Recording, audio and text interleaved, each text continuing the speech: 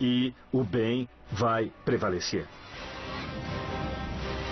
O inferno é um lugar poderoso. Ainda tem atenção em nossa cultura, em nossas crenças, e continuará existindo por muitas outras gerações. Ainda não chegamos ao fim do inferno. Com certeza não chegamos ainda. E aí, Braulio, rápido que o povo está perguntando. Tá infernal. Tá infernal? Aqui, ó. Vamos lá. Estar longe da... Vamos ler tudo, né? Tudo, depois eu respondo tudo. Beleza. Blocão. Estar longe da face de Deus. A ideia do inferno, do afastamento de Deus na eternidade, era sempre comentado por Paulo em suas epístolas. Como relacionar sua interpretação do inferno e o texto de Tessalonicenses? Interrogação. Como relacionar sua interpretação do inferno e o texto de Tessalonicenses? Muito obrigado. Tessalonicenses quanto? 1, 6, 10. 6:10 diz: para vós outros, na manifestação dele, alívio, quando do céu se manifestar o Senhor Jesus, com os anjos do seu poder, tomando vingança contra todos os que não obedecem a Deus, contra todos os que não conhecem a Deus, e contra todos os que não obedecem ao Evangelho do Senhor Jesus. Estes sofrerão penalidade de eterna destruição, banidos da face do Senhor e da glória do seu poder. Eu creio nisso de cabo a rabo. O que mais? Depois eu explico por quê. Aí ela usa a frase aqui: ruína eterna longe de Deus. Pode ler. Né? Aí tem aqui: o que você acha da expressão o inferno é aqui? Também. Tá. Mas não está longe de acabar aqui. Tá. O que mais? Um colega de mestrado que pesquisa o panteão áfrico da Universal diz que entrevistou um pai de santo e ele diz que as entidades que baixam lá na igreja deles são orixás. Isso aí o Laprovita Vieira me disse, um monte de papas da Universal já me disseram, e um dia o Laprovita me disse aqui no aeroporto de Brasília, quando eu disse: por que vocês, supostamente querendo libertar pessoas do diabo, invocam demônios nos cultos? Aí ele disse: é porque o nosso povo é muito supersticioso e a gente tem que trabalhar com esse elemento para poder juntar pessoas. Então, uma estratégia deliberada, consciente e infernal. O que mais? Em Apocalipse fala que Jesus é a brilhante estrela da manhã. Então, na verdade, eles estão fazendo uma profecia contra Cristo. Por quê? Não sei, esse cara aqui é o Felipe. Porque se diz que Satanás também era a brilhante estrela da manhã. Aí fica essa confusão.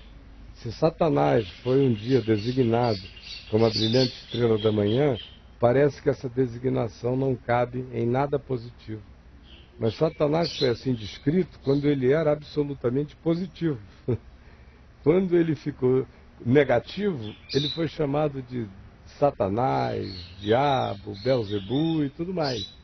Agora, Jesus é a brilhante estrela da manhã. É aquele em quem o diabo tem sua condenação. Porque o diabo, não subsistindo em forma de Deus, por usurpação, quis ser igual a Deus. E Jesus, subsistindo em forma de Deus, não julgou como usurpação ser igual a Deus, antes a si mesmo se humilhou, se fez homem e foi obediente até a morte e morte de cruz. Essa é a sentença de Satanás, a antiga estrela da alva, que caiu por não aceitar a dimensão da sua própria glória e surtou na perspectiva de usurpação. E Jesus é aquele que, sendo, decide não ser. Amém. Que mais? Certo. Tá. Deus não tem nenhum prazer nesses sofrimentos. Todo mundo tem chance aqui. Você não acha? Aqui eu já expliquei quinta-feira passada, aqui e depois daqui também. Vou falar disso daqui a pouco. O que você acha da gravação dos Sons do Inferno no documentário? No rádio. Acho brincadeira. Acho brincadeira e o povo adora esse tipo de coisa. O diabo faz a festa quando tem alguém gravando, meu irmão. Ofereça um microfone, o diabo é igual pastor, não pode ver um microfone que fala. Cai pra dentro. Posso mais? Pode. Hoje creio que o inferno é uma outra dimensão, sem ser necessariamente um lugar físico, um estado espiritual. Certo. Será que estou pensando certo? Não, tá certo. pode ir adiante. Pode ir adiante. Aí tem um inferno mais assim, na linha dos crentes, saindo do documentário. Oi, Caio, meus medos me assombram, tal como essas imagens do inferno. Como me livrar disso? Tenho medo que meu filho doeça, meu marido, minha mãe. Socorro, Caio. Coitado. Aí essa é uma pessoa que carrega o inferno como medo, como paranoia, como suspeição de que o mal vai visitá-la com dor. Então o problema dela não é inferno, é uma mente insegura, sem fé, paranoica, com todo esse artefato de medo, esses artefatos do medo que a religião produz na cabeça dos crentes, né? É isso aí. Você viu aquele pastor pregando sobre o inferno e o povo todo dizendo aleluia, aleluia. Todo mundo aqui merece ir para lá, amém, aleluia. Agora tem um monte de gente queimando no inferno, aleluia, graças a Deus, louvado seja Deus. Isso é coisa de crente.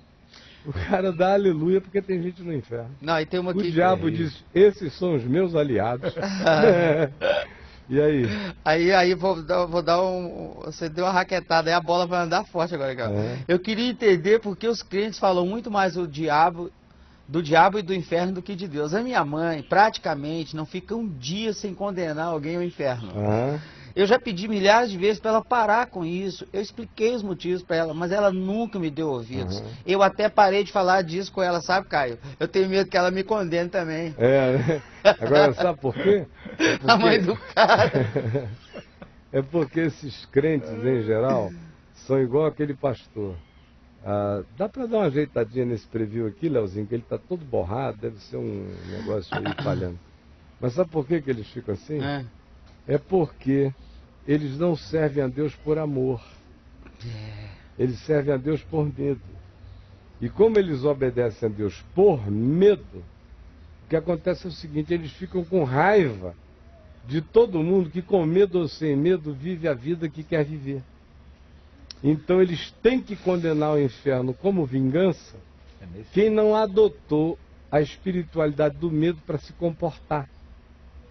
Aí eles ficam com ódio desses indivíduos que não fazem a supressão do que o crente considera um mal que projeta alguém no inferno, contra o crente que por medo do inferno não mata o novilho cevado, não entra na festa do Pai, não celebra coisa alguma, vive enclausurado e com ódio de todo mundo que viva diferente. Aí é uma reação de inveja do pecador.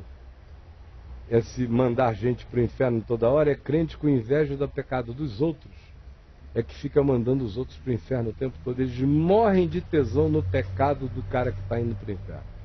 É vingança invejosa. O que você está dizendo? Não, é por causa disso que no comecinho que você estava falando lá na introdução, no devocional, tem muito a ver, eu estava viajando naquela hora, tem muito a ver com o que a igreja evangélica prega, né? De você sempre ter que pagar um preço. Tem que pagar um preço, porque senão você não é redimido nunca. Você quer casar? Não, você tem que pagar um preço. Você quer os dons do Espírito? Tem que pagar um preço. Sempre você vai ter que correr atrás. Eles nunca aceitam que nós somos realmente redimidos. E o medo redimidos. do inferno é o purgatório dos crentes em vida. A Igreja Católica tem um purgatório para purgar os caras remediáveis depois da morte.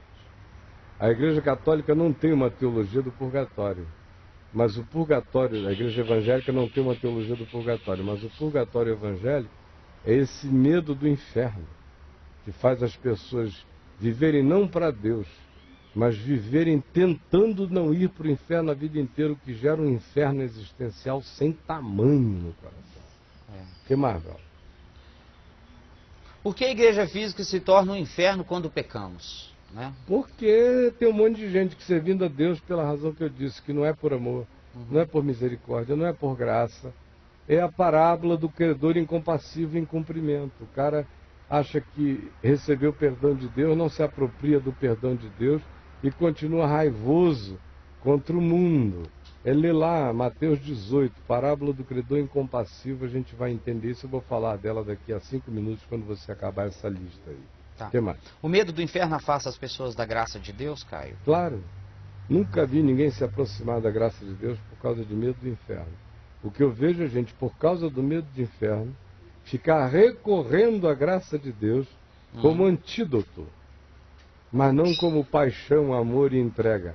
A graça de Deus não é a motivação, é a defesa contra o inferno. Não é a alegria da vida do Salmo que diz: a tua graça é melhor do que a vida. Esses caras dizem: a tua graça é a alternativa ao inferno. Mas não é prazer, não é constrangimento do amor de Deus no coração. Por isso o inferno nunca sai da alma dessas pessoas, enquanto elas se dizem salvas e mandam outros para o inferno. O que mais? É possível crer em Deus sem acreditar no inferno? Não.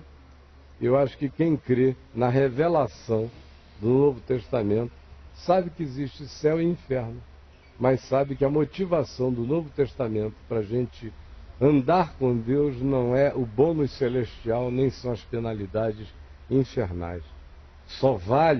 Tudo só vale, meu querido, se for por amor. Se for ambição de celestialidade, não te põe no céu. E o medo do inferno não te tira dele. O que te tira do inferno é a confiança de que está pago, consumado, feito, e o inferno morreu em Cristo Jesus para quem crê. O que mais? É correto termos consciência da graça pelo medo? Não, às vezes acontece de se ter consciência da graça pelo medo. Mas se a graça não se mantém em nós pelo medo, ela só se mantém em nós pelo amor grato ao que Jesus fez por nós. O que mais? O que significa, aspas, cada um será salgado com fogo, que está em Marcos 9:49? Ali ele não está falando exatamente do inferno. O que ele está falando ali é da purificação pelas tribulações dessa vida. É o batismo de fogo que Jesus disse da tribulação. Agora, eu falei quinta-feira passada do pessoal da loteria que fica apostando em ser salvo pelo fogo. Lembra da explicação longa de quinta-feira passada? Então eu vou deixar o pessoal ir a on demand e só se atualizar. Mas vamos em frente que eu tenho que dizer. A última agora, hein? Senão não tenho mais 10 minutos para falar. Aqueles que não declararem Jesus como seu Senhor e Salvador estão condenados ao inferno ou separados de Deus? Só se for crente. Crente sim. Crente que fica confessando Jesus com a boca e negando Jesus com a vida, está se colocando em lugar de risco. Agora, como eu expliquei quinta-feira passada, o gentio que não tem lei, Romanos 12, que não sabe da informação nenhuma, será julgado de acordo com a lei da sua própria consciência. E Paulo diz que será uma grande surpresa. Romanos 2,16, quando os segredos dos corações dos homens forem abertos, naquele dia, em Cristo Jesus. E Jesus advertiu isso o tempo todo, dizendo: olha, cuidado, vocês que se dizem filhos do reino, vão ficar de fora. Enquanto um monte de gente que não sabia de nada, virá do norte, do sul, do leste e do oeste, se sentará à mesa com Abraão, Isaque e Jacó. E vocês que viveram da presunção de pedigree de salvação, ficarão de fora, onde a porta não se abrirá, onde haverá choro e ranger de dentes. O que mais? Bom, deixa eu falar agora. Fala então. Agora. Número 1. Essa noção de inferno é uma noção que não nasceu pronta na Bíblia. Você no Velho Testamento não tem alusões a um inferno de punições no Velho Testamento. O Seol, que você vê mencionado no hebraico, portanto no Velho Testamento, era sinônimo de sepultura, de morte. O Velho Testamento nos ensina que somente os homens justos e bons, e que caminharam em nobreza e fugindo da iniquidade, são os que se reúnem aos seus pais após a morte. Os que vivem sem piedade são aqueles que, ao morrerem, isso eu estou falando do Velho Testamento, são mergulhados na terra onde não há consciência, como diz Eclesiastes, nem memória, nem lembrança, nem coisa alguma. Ou os salmistas toda hora dizem: por que tu me deixarás cair no buraco do Seol, assim, na minha impiedade, na minha iniquidade, com os homens ainda fazendo pouco de mim, eu que te servi a vida inteira, não deixa a minha alma ir ao Seol. Porque o que significava isso? Eles dizem: porventura da morte alguém te louvará? Porventura exaltarão o teu nome uma vez que tenham entrado no Seol? Porque a consciência do homem antigo do Velho Testamento é que morrer sem a consciência da graça, sem a experiência do amor de Deus e da piedade, colocava o indivíduo no apagão. do qual ele se levantaria no último dia apenas para ser julgado. Mas não havia simultaneidade de vida consciente para quem fizesse o mal no Velho Testamento. O lugar dele era o silêncio do nada, até a ressurreição no último dia, onde haveria um julgamento, que aparece pela primeira vez com mais clareza no profeta Daniel, com explicitude escatológica. Esse é o Seol dos hebreus, sendo muito rápido. Quando eles foram para o cativeiro em Babilônia, e conviveram com os persas, e conviveram com religiões diferentes que tinham noções de anjos, de céu e de inferno, os rabinos e os estudiosos judaicos voltaram do cativeiro com uma noção espiritual mais ampla do significado do mundo invisível, que estranhamente foi adquirida em terras pagãs, no convívio deles com gente que tinha heranças zoroastristas, confucionistas, de outro nível. Foi ali naquele ambiente que a consciência da imaterialidade escatológica se desenvolveu na fé e na percepção dos hebreus, muito mais do que antes, no cativeiro. A noção de anjos sempre se manifestaram, mas ali, no cativeiro, é onde Ezequiel vê anjos como rodas girantes. A consciência do significado de principados e potestades aumentou muito na mente dos hebreus durante aqueles 70 anos de cativeiro na Pérsia. Eles voltaram mudados. Você nota isso pela literatura não bíblica, a pseudepígrafe, que foi produzida naquele período chamado intertestamental, depois da volta do cativeiro em Babilônia, onde tem muito mais anjo, muito mais profecia, muito mais principado. É a primeira vez que se menciona principados de nações, é lá no livro de Daniel. Era um conceito que antes você não encontra nesse nível, com essa explicitude. Encontra implicitamente em alguns salmos apenas. Quando você chega ao Novo Testamento, você vê que o Novo Testamento lida com as apropriações, com apropriações semelhantes a essas que a gente viu no documentário. O que é que a gente viu nesse documentário?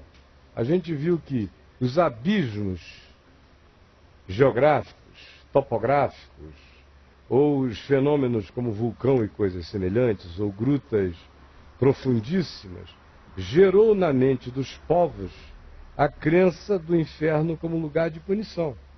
A gente começou com os maias em Belize. De lá nós fomos para o livro dos mortos dos egípcios. Está falando de crença dos povos, não de revelação bíblica. De lá a gente migrou e nós fomos ver os gregos, o Hades, e como é que os gregos imaginavam o Hades. Veja que para cada concepção de inferno tem uma porta topográfica relacionada a ele.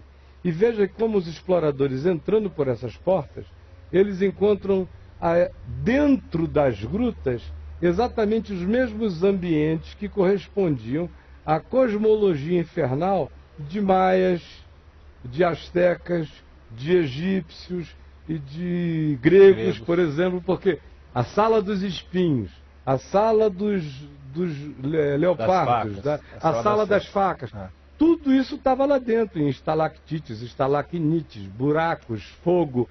Alguém entrou e os que entraram descreveram aquilo como inferno e virou uma crença escatológica na cabeça desses povos.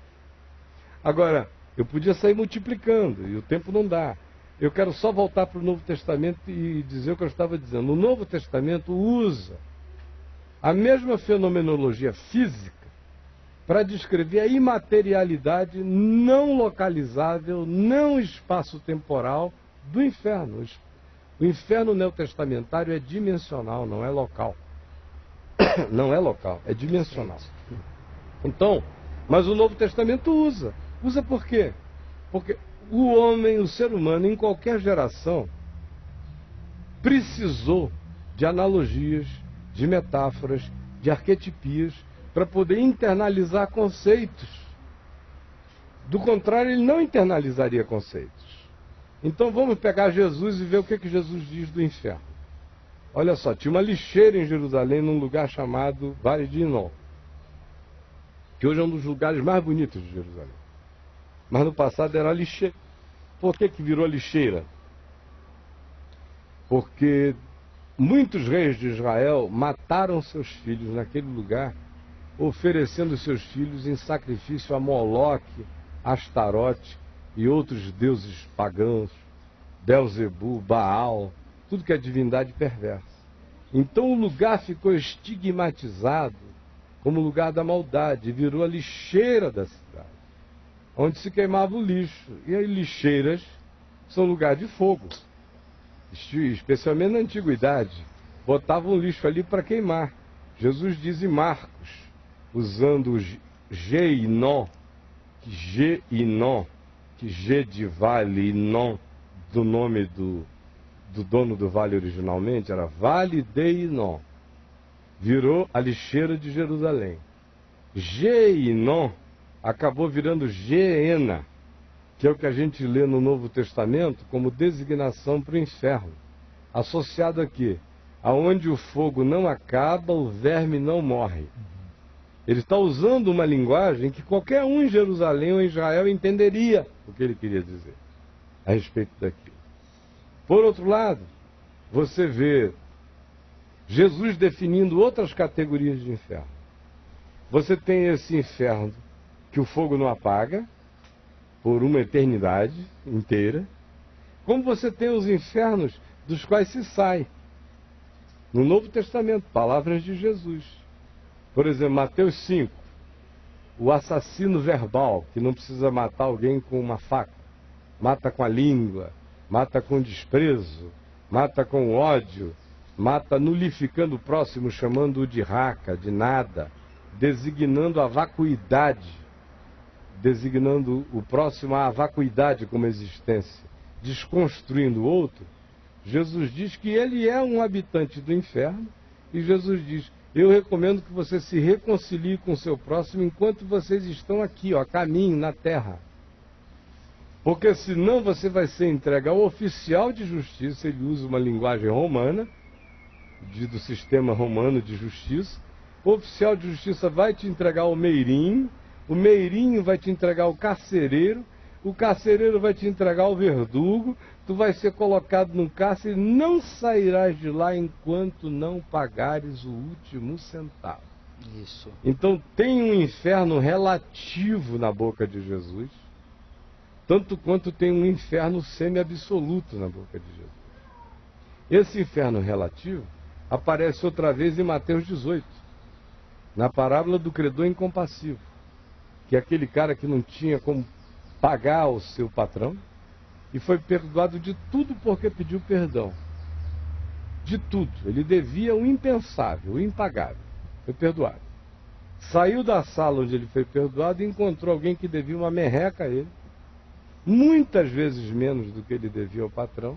Ele esganou esse cara, dizendo: eu não te perdoarei enquanto não me pagares o último centavo. Vou te botar na cadeia. Aí os que tinham assistido o fato de que ele fora perdoado lá dentro, reportaram isso ao rei, patrão dele, dizendo: olha, aquele cara que você perdoou de graça, por nada, só por bondade, está esgoelando um que deve uma merreca a ele. Aí o cara foi levado de novo para a sala do trono, isso tudo é uma linguagem parabólica, e lá dentro ele ouviu do rei uma sentença: servo malvado, tu não devias ter feito com o outro o que eu fiz contigo? Eu te perdoei do imperdoável, por que tu não perdoas o relativo? A merreca da ofensa. E disse: lançai-o no cárcere, e em verdade eu vos digo, ele não sairá de lá enquanto não pagar o último centavo. Mas nessas declarações de Jesus, ele afirma um inferno que tem dia para acabar. Um inferno de penalidades que tem um tempo final. Certo? Então nós temos os infernos existenciais, primeiro, que é o que a Bíblia chama do cara que já está habitado pelo inferno. Por todas as agonias do ódio, do julgamento, do medo, da expectativa de juízo, como diz Hebreus. Isso é um inferno. Está habitado por ele. A língua, Tiago diz, quem a usa para o mal está habitado pelo inferno. Quem odeia está habitado pelo inferno. Esse é um estado existencial do qual a gente pode se converter. Tem aquele segundo estado, do inferno relativo, que é o cara que vai experimentar por um tempo, seja em vida ou seja na morte, ainda que eu expliquei quinta-feira passada, o sujeito quando morre tem aquela chance eterna de escolher a direção, porque saem os traumas, as timidez, os condicionamentos culturais, os traumas psicológicos, os traumas religiosos. O cara vê tudo com limpidez e tem a chance dele ainda de escolher ir na direção de uma descontinuidade da vida que ele levava e optar por uma vida que seja vida segundo Deus. Isso é uma crença minha à luz do fato de que quando o indivíduo recebe um atestado de óbito ou se diz que ele já morreu, hoje em dia a ciência sabe que é quando a vida dele repassa toda e ele tem a melhor chance de arrependimento. Como no documentário se mostrou a experiência de um cara que morreu, o Nick, que chegou ali nas trevas do inferno e disse, não é para aí que eu quero ir. E voltou. Histórias como essa tem aos milhares, mas também tem as daqueles que são tão treva, que dizem, não, eu sou assim, eu quero assim, eu odeio luz. Por incrível que pareça, meu irmão, se o diabo é assim, tem homem que fica assim também. Nós não somos melhores que o diabo. Quando a gente se diaboliza, a gente vira diabo. Mas é difícil de acreditar, né? Mas é fato. É difícil. É fato, meu irmão. Aí tem uma outra dimensão acerca da qual se fala, que é esse inferno que Jesus visitou, de acordo com Pedro. Não de acordo com o credo cristão, que diz ele desceu ao Hades. Pedro é explícito e diz ele desceu ao Tártaros. Óbvio que Pedro está incorporando uma linguagem da cultura grega, onde Hades era a designação geral para o mundo dos mortos, dividido em Elísios, onde ficavam os bons, e Tártaros, onde ia o pessoal para receber as punições. Pedro não tem pudor de usar a linguagem cultural grega, da escatologia grega, para ilustrar o que Jesus fez com uma linguagem única que aquela cultura poderia entender. Talvez se ele estivesse pregando aos astecas, em Belize, ele dissesse que Jesus entrou na gruta do leopardo, das facas, dos espinhos, e foi no pior lugar e gritou lá dentro a libertação daqueles que tinham sido desobedientes. Olha como é relativo tudo. Que tinham sido desobedientes quando a misericórdia de Deus aguardava nos dias de Noé, antes de vir o dilúvio. Aquela geração inteira que permaneceu dura, ainda teve outra chance. Porque se diz explicitamente, está lá em 2 Pedro, que Jesus desceu e foi ao Tártaros e pregou aos espíritos em prisão, os quais noutro tempo tinham sido desobedientes, quando a longanimidade de Deus aguardava nos dias de Noé. E a palavra pregou é evangelizomai, que significa proclamou a libertação pelo Evangelho. Agora, por isso Paulo diz em Efésios 4, que quando ele subiu às alturas, ele levou cativo o cativeiro e concedeu dons aos homens. Tem tanta coisa entre o céu e a terra que a vã teologia jamais entenderá. Quer ver? Me expliquem quem são aqueles corpos de santos que dormiam no pó da terra e que ressuscitaram dos mortos e entraram na cidade santa e apareceram a muitos na hora que Jesus gritou, está consumado, e o véu do santuário se rasgou de alto a baixo. Não tem teólogo nem explicação para aquilo, eles fogem desse texto, sabe por quê? Esse texto nos diz que Deus faz o que Deus quer. Que ele não obedece cronograma escatológico nenhum. O que mais? Não, mas usando uma linguagem, como é que fala? Jurídica, aquilo que Jesus fez, criaria uma jurisprudência para se repetir, outras pessoas teriam oportunidades? Claro, a cruz fez. Se você quiser uma linguagem jurídica, a jurisprudência de todas as jurisprudências. Mas o indivíduo que não quiser, vai para o inferno.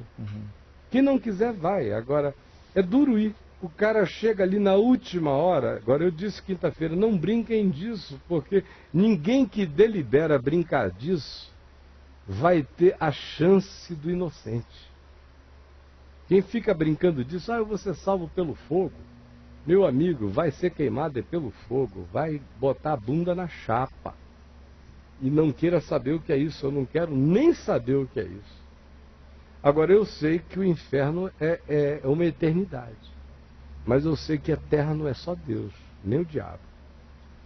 Aí eu disse quinta-feira passada que o próprio inferno, no qual muita gente será abismada, por escolha e decisão, durará uma eternidade. Mas a misericórdia de Deus vai de eternidade a eternidade. Eternidade são aeões indefiníveis na nossa capacidade de mensurabilidade de tempo e espaço. A gente não consegue nem conceber o significado do que seja uma eternidade. Agora, o inferno tem fim. Como eu disse quinta passada de novo. Aqui o documentário, uma bobinha ali que escreveu um livro, é uma boba. Quase todo mundo que fala nesses documentários são os bobos, os professores de Claremont, onde eu estudei, idiotados. Uns teólogos que têm mais fé nos evangelhos apócrifos do que na revelação da Escritura. Eles creem mais em montagem da folcloricidade do inferno do que na revelação bíblica. Então, voltando, eu disse na quinta-feira passada, diferentemente deles aqui, que disseram o inferno foi criado pelo diabo e seus anjos. É uma mentira. Foi criado para o diabo e seus anjos. O diabo não é o rei da cocada preta no inferno. Ele tem pavor de chegar o dia dele de ir para lá. É o lugar de padecimento dele. Uhum. Quer dizer, homens irem para o inferno tem que virar diabo. Porque o diabo não é uma criação original para humanos. Só se o humano se endiabrar. Porque o inferno, a Bíblia é explícita, foi criada para, não para o diabo e seus anjos. Só que a misericórdia de Deus, como eu disse também na quinta-feira passada, vai fazer um tempo depois, eu não sei de que significado de eternidade seja esse, vai chegar uma hora em que a morte e o inferno serão jogados no lago de fogo. Ora, se o inferno já é tormento de consciência, o lago de fogo é a extinção da morte do inferno. É a graça de Deus acabando com o inferno e acabando também com todos os que no inferno estavam. Esses não viverão eternamente. Esses entrarão em extinção absoluta. Perderão todo ser, serão diluídos apenas como parte do universo, mas não terão mais nenhuma consciência de si. O mundo e a experiência eterna com Deus não acontecerá em simultaneidade com um inferno crepitante de fogo. Isso durará uma eternidade, mas não durará eternamente. Porque só durará eternamente aquilo que existir no amor de Deus. Como Paulo diz, aquilo e aqueles que se reconciliarem por meio da sua cruz com Ele mesmo. Quinta-feira perguntaram aqui, o Chico trouxe a pergunta, se nós éramos universalistas. Eu disse que não, que quem é universalista é viado. Universalismo é aquele decreto de soberania que diz que Deus é tão bonzinho que ninguém vai para o inferno. É uma negação do Novo Testamento, do Evangelho e da cruz de Cristo. O Evangelho existe porque a cruz é uma oferta de salvação para todos. Justamente por isso todos os homens, como diz Paulo, são inexcusáveis, inesculpáveis. Mas a misericórdia triunfa sobre o juízo sempre. E Deus vai dando chance, mas nem por causa disso o cara deixa de viver no inferno aqui. Se ele não se converter, ele vai provar a experiência do inferno naquele lapso de consciência eterna antes dele partir numa direção ou noutra. Se ele não escolher naquele arrependimento da misericórdia, quando o médico já disse morreu, mas Deus disse ainda está vivo para mim, e a vida dele passando, se ele não fizer a escolha da vida como alguns não fazem, alguns são hitlerianos mesmo, meu irmão. Tem almas hitlerianas, tem almas de anticristo, e que se tornam sementes podres mesmo. Tem homens que viram demônios mesmo. Esses vão provar o inferno e não sairão de lá enquanto não pagarem o último centavo. Agora, depois disso tudo, ainda vai ter gente que vai querer continuar e insistir. Não é a mensagem do Apocalipse, quando diz que Jesus vem, que tudo é revelado, que o diabo é preso e acorrentado por 1000 anos. E aí há um reino de Cristo na terra, aonde não é ainda um reino absoluto de ressurreição, ainda tem relatividade, ainda tem tudo isso, mas tem paz na terra. Uma vez que o diabo é solto, o Apocalipse diz, o mundo inteiro outra vez vai após o bicho. Para você ver essa vocação humana desgraçada para amar a morte. Aí, uma vez provando esse inferno com o diabo e seus anjos, a graça de Deus ainda faz o provimento da extinção desses seres. Porque a eternidade eterna que eu viverei não terá um inferno paralelo. Tudo e todas as coisas estarão reconciliados com Ele por meio do sangue da sua cruz, do Cordeiro que foi imolado antes da fundação do mundo, por todas as variáveis de existência, de livre-arbítrio, que o homem possa escolher ou qualquer outra criatura, mas há punição para a escolha deliberada contra a verdade e a justiça de Deus, tanto mais quanto o indivíduo seja consciente da oferta. Quanto mais ele saiba do Evangelho, mais recalcitrante seja ele, mais filho do inferno ele é candidato a se tornar.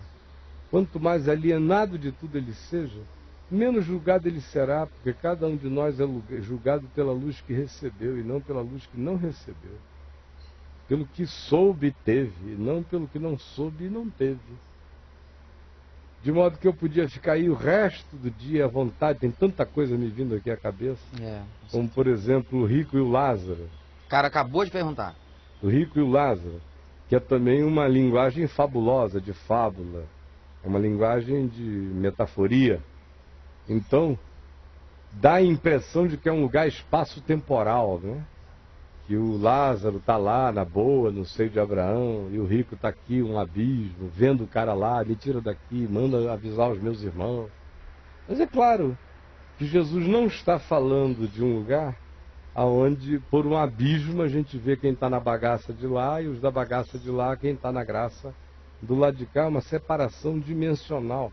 O que Jesus está apenas falando é da memória do indivíduo que recalcitrou contra a graça de Deus a vida inteira e que fica querendo um jeito de que as pessoas que ainda estão vivas na terra sejam advertidas pelos mortos que estejam no inferno para que não vão para lá. Aí Jesus diz, não, eles que creiam na palavra, eles que creiam na revelação, eles que creiam na pregação, eles que creiam nos profetas. Porque nenhum morto irá, e mesmo que alguém ressuscitasse dos mortos, eles não creriam. Prova disso é que Jesus ressuscitou e a moçada continua escolhendo o caminho da morte. Então teria aqui para falar o dia inteiro. Agora, ninguém brinque disso. E tem gente vivendo no inferno hoje. Inferno. E tem mais, crente vive no inferno mais do que descrente. Porque o cara que não sabe nada, vai sendo, como diz Paulo, a consciência acusa, a consciência se defende, mas ele não sabe de muita coisa. Vai levando. Agora, aquele que sabe, Pedro diz, era melhor nunca ter sabido, do que saber dessa tão grande salvação e calcar com os pés o Filho de Deus, crucificá-lo a segunda vez, brincar de salvação e de ainda apostar na loteria esportiva da salvação pelo fogo. Esse cara está entrando num buraco danado. E tem muita gente nos vendo ali que ficou tão cínica, tão doída, que apenas diz, como eu estou na igreja, eu não estou no inferno, mas não verificam, que não tem um minuto de paz, que vivem em desassossego, que o coração é uma turbulência só, que a alma nunca se pacifica, porque o inferno nunca foi tirado de dentro do coração delas, pela conversão genuína, que já não quer saber nem de céu nem de inferno, só quer saber do amor de Deus, que está em Cristo Jesus. Deus é amor, meu. Esse é meu galardão. O céu é pequeno demais para mim. E o inferno não me diz nada diante do amor de Deus. Que céu será melhor do que o meu mergulho no amor eterno de Deus? O inferno é a Disney. Agora, o meu paraíso é ganhar um novo nome, é identidade, é ficar a cara de Jesus, é me tornar como Ele é me tornar uma miniatura de Deus eterna. Essa é a minha vocação, é me tornar divino em Cristo. Crente não quer admitir isso, mas está explícito. Jesus disse, ora, se aqueles a quem a palavra de Deus foi dirigida, se diz na revelação, sois deuses, quanto mais aquele a quem Deus santificou e enviou ao mundo não será o Filho de Deus?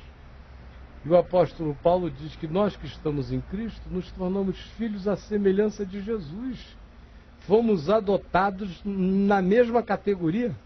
Ele é o unigênito do Pai. Nós fomos adotados no unigênito, nos tornamos igualmente filhos, herdeiros de tudo que é de Jesus. Em Cristo eu me torno filho de Deus mesmo, não de segunda classe, eu me torno Cristo em Deus. É o processo de cristificação. Eu me torno um humano divinizado em Deus. Não é doutrina mórmon, que o cara se torna Deus de deuses. Não, eu me torno divino em Deus. Eu continuo uma criatura cristificada, divinizada e herdeiro de tudo o que de Jesus é direito e passa a ser. Por isso eu sirvo a Deus. Por pura sedução, fascinação, amor, alegria, o inferno, mano. Nem quando eu andava doido por aí, o inferno nunca me disse nada. Eu nunca quis nada com o diabo, mas não era por causa do inferno. Eu não queria uma presença sombria na minha vida aqui. De jeito nenhum. Na eternidade nem pensar. Agora, o céu também nunca foi meu motor de serviço a Deus. Nem galardão, nem nada disso. Meu galardão é Jesus. Como eu tenho dito, assim que eu me converti, eu entrei em casa e tinha um cartãozinho evangélico da antiga. Ainda tinha essas coisas bonitinhas. Um cara puxando rede cheia de peixes do Mar da Galileia, e uma frase que dizia: para aqueles que trabalham para Deus, basta-lhes a recompensa de um dia o haverem conhecido. Aí eu falei, disse tudo que eu sei.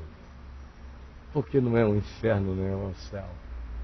Se me disserem, olha, você vai para o céu, mas lá não tem Jesus, eu digo, então fica com teu céu. Eu não quero o céu sem Jesus. Meu céu é Jesus. Meu céu é o Pai que está nos céus. Meu céu é um mergulho no amor de Deus. Meu céu não é um lugar de bônus. Não é um condomínio celestial 10 estrelas para fazer inveja a querubim da guarda caído. Isso ainda é a lógica do paganismo espaço-temporal, que quer relacionar galardões a coroas de ouro, que quer relacionar punição a fogo que não acaba nunca. Agora, o grande fogo não é esse de combustão, é o fogo existencial, é outra natureza de fogo. E o verdadeiro inferno se caracteriza por uma coisa simples, por ausência e separação de Deus. Onde não há Deus, aí há inferno, meu irmão. Seja na terra, debaixo da terra, em qualquer lugar ou dimensão. Onde a criatura consciente de si vive sem Deus, aí ela está habitada pelo inferno. Não é preciso ir longe. Tem o inferno escatológico, nas dimensões que eu já falei aqui, e tem o existencial. Já está habitando muita gente ali. E era hora de se converterem de todo o coração. Pararem de servir a Deus por medo, como aquele pastor, que ainda confessou que prega o medo porque funciona. Quem é discípulo do medo que funciona nunca terá paz na vida. E quem serve a Deus pelo bônus celestial, pelo bônus, nunca o fará por amor. mas por barganha, continua no inferno existencial do mesmo jeito. A gente fica livre do inferno quando a gente esquece o inferno, esquece o céu. Serve a Deus por graça. E diz, a tua graça é melhor do que a vida. A tua graça é melhor do que o céu. Eu lembrei da tua graça é melhor do que tudo. Oi? Não, ele estava lembrando da pregação de ontem. Aqui no que eu assistia. Sobe para cá. Suba para cá. Suba para aqui. O gasof lá se quebrando. Sobe para cá que você vai sair. Essa passou de todos os limites. O Chico vai acabar tendo que dividir esse papo de graça em 3. Cai só um recadinho. Qual é o recado? Braulio agora tem e-mail. Dá o e-mail. Deixar porque o pessoal está pedindo aqui para mandar braulionapolis@gmail.com. Não, braulio@vemvtv.com.br. Então você melhorou muito que de e-mail. Chique demais agora. braulio@vemvtv.com.br. Podem escrever para o Braulio, ele trará questões que você porventura queira apresentar. Exatamente. Infelizmente o tempo acabou. Gente boa. Tchau. Deus nos abençoe. Amém. Passa às 3, passa às 9. Se foi bom para você, convide outro. Mas não convide gente escandalizável, que é para não ficarem em surtos. Pelo amor de Deus, tá? Que é para a gente não sofrer de novo esses sofrimentos de Cristo todo dia por gente que não entende nada do que é. Mas você, se entendeu, seja um bem-aventurado. Se não entendeu, fique em paz, pelo amor de Deus.